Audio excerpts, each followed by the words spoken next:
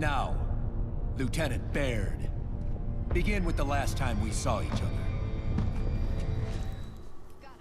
Hello there, Seraphim17 once again. This is my Gears of War Judgment Insane Difficulty video walkthrough. This is Section 3, R&D Labs. So the declassify on this one is obviously going to mess with your screen. This game has a fetish for obscuring vision. I don't get it. I suppose on the brighter side, it doesn't necessarily make the game any harder. It just makes it a little bit more annoying and a little bit more susceptible to giving you a headache or mild case of epilepsy. And this mission is short and sweet, and it's the first one that I failed to get 3 stars on my first attempt. So just be aware that the score on this level is stricter than ones you've found so far. And if anybody's wondering why I'm not using the lever to electrocute the grubs, it's because I didn't get the score. So I was trying to get headshots and downs, and hopefully my team would execute them. I was just trying to do things that would help me get the points. And when they're all together, a grenade hopefully is going to do that. So there's a cluster look, there's the jib, and I do end up pressing this button later on anyway. But for the most, there is a sentry turret down where those guys are stood. I've never really found much of a use to it, because if you can get there, you can probably kill them yourself. I tend to keep my distance to avoid being one-shot, which does happen, because every so often you get punched, especially when you can't see like this. But the prompt is telling us that more enemies are spawning over there.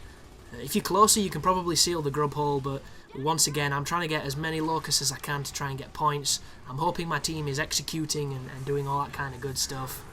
I pull the switch when there's not as many dudes in it to try and see if I can get a bonus for killing 1 or 2, but I don't think anyone was there. There's a flame guy, there's his tank. That is a butcher. So butcher goes down. We're close to getting the final star. There's a ton of ammo down here, which is always nice to see. There's a rager guy, I think. I can barely see that the locusts are rushing, so they must be close to the end of their spawn. That is a butcher climbing over the wall with a lot of problems. Could have hip dysplasia or just bad knees, we'll never know. He's now dead. There's a grub hole. There is the obligatory grenade to seal it.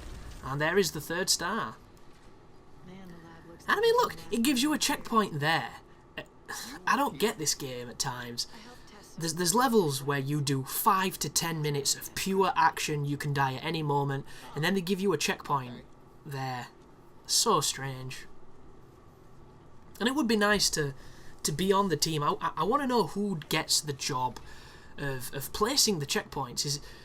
Is it the game designer? Is it the game... I don't know, is it the... Who does that? Because I'd like to have a word with these people just to see why they put checkpoints in the places that they do. Because it has to be on load priority. That's the only thing it could be. Because there's certain times when the checkpoint would fit so much better after the talking bullshit. But it makes me think, is the talking bullshit there so that we can load the fight that's about to happen? And instead of giving you a loading screen, they give you this talking scene, which, to me, is the exact same thing. All you're doing is giving me a load screen after a load screen.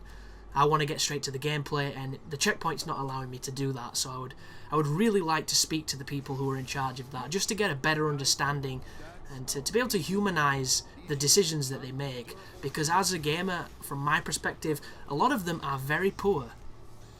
But this is the end of the mission, guys. A lot of these videos are pretty short, so I don't really have much to talk about, but thank you for watching. I hope it's helping, and you take care now. Can you take us out of here?